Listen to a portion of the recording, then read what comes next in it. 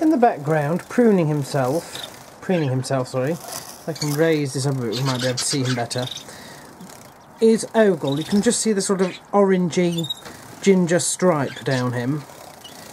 Ogle there is a society finch.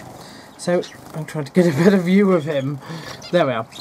He's a society finch, okay? He does not have children of his own, although he does have a partner, Tricia, who's also a society finch. Now, I witnessed something which was quite bizarre a few moments ago. As you know, the zebra finches are prolific breeders, and they have bred several spawn this year which have basically matured into almost adults now.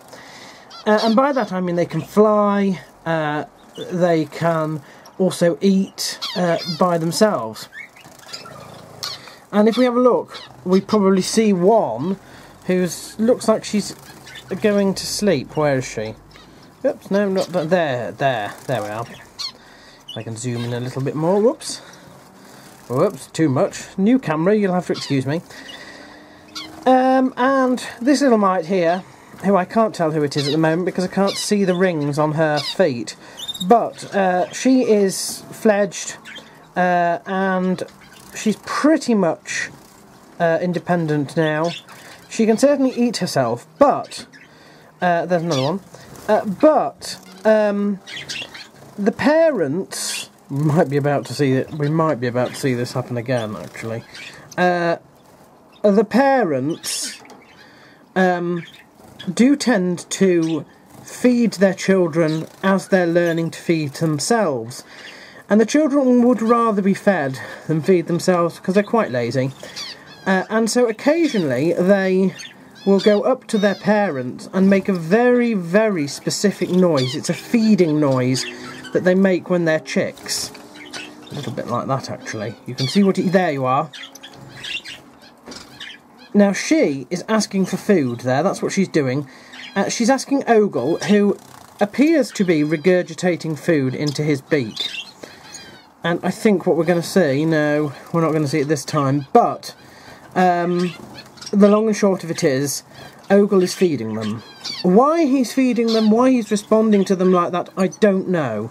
They are independent now, they can feed themselves, because the parents don't stop feeding them until they're capable, and then they stop them to let them know that they have to learn to feed themselves. But obviously these children are very, very lazy, very, very desperate, and I won't, you know, that wretched Muhsin over there, wherever he is, that's a feather from a dove, that he's just plucked again. I've already had him in solitary confinement because he keeps plucking, and though I spray the dove feathers to stop them being... He's going to go for it again, look, because there's the nearest dove. He's going to go for it again. I can just see him doing it. Anyway, I've sprayed the doves with the anti-peck thing, which is supposed to taste horrible, but they don't like it. Look, you can see it's a mess already where he's started trying to pull feathers out. Anyway, what was I saying? Yes, so basically I came in and I discovered that the fledged zebra finches are now being fed by society finches. They've obviously become so lazy and so desperate that they will make that gesture at any other bird. Please tell me that Bob doesn't. You see, Bob. Yeah, you see, even towards Bob, it's making that gesture. Bob is yet another mannequin, which is a society finch. But he seems to be taking it more as an act of "ooh, I love you," which is sort of what that's all about. Because he's now trying to preen her. Yes, you say, oh golly, that means that those two might end up being a pair, which is a bit weird because that would be a cross sort of species pair. See, she wants food, but he's taking it as an act of passion, really. So whether those two will end up together when she matures, or whether she'll see the light of day, I don't know. He certainly isn't feeding them because he's not understanding what she's trying to get from him.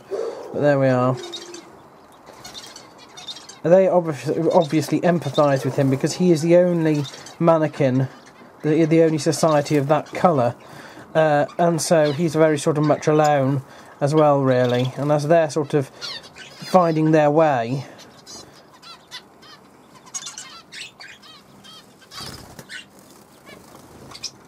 you can hear that funny noise, which is when they're asking for food. Oh, that's because they've actually found their proper parents there, and now they're asking her for food as well. And she's, of course, just completely ignoring them, which is what she should be doing. Whereas he is still trying to preen her. Look at that. She's enjoying it.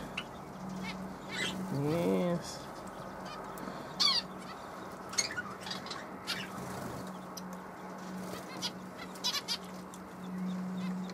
And there's a bath going on over there. Sergio there, having a bath. My owl finches. They're the smallest finch that I have. They're beautiful as well. Susie, his other half, wherever she is, I don't know where she is. But she did once lay eggs, but there she is. There she is. But she stopped laying eggs when she got egg bound, and I had to. It was a bit of a. It was not a pleasant experience for her, but I saved her. But she has not since laid any eggs. So I was just fascinated at the fact that the other thing is, I'm fascinated that the parents of the zebra finches are allowing another species of bird to feed their children. Really, I would have thought that would be a... Oh, look. Isn't that lovely? There's some more preening going on. That's what they tend to do when they're a pair. Although I think... Is that... I'm not sure who that is, actually, without being able to see. Oh, that was Binky. And that was her father, in fact. But that is a bonding thing that birds do. That's not plucking. It's quite obvious the difference between that sort of preening and plucking. The only person I have seen pluck so far is Muhsin in the corner there, the canary there, and he tends to only go like he's trying to do now. He's looking to try and peck at that dove, but the dove got out of the way. The doves are a bit like gentle giants. They don't actually defend themselves, which they should do, because their size, they are so much larger than him. See, look, watch him, he's going to go. No,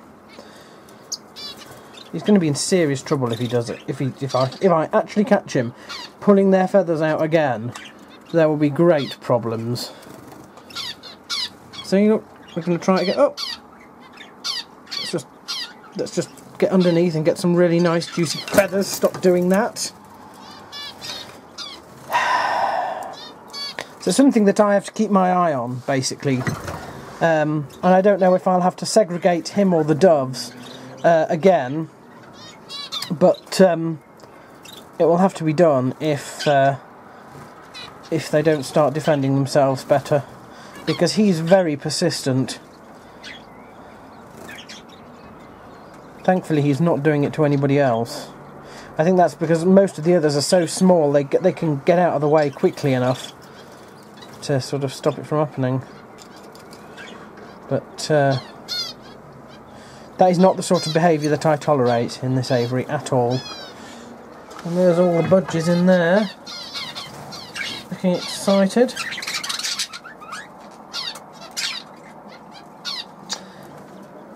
Right. That's what I really wanted to tell you, actually. Look at them all down there.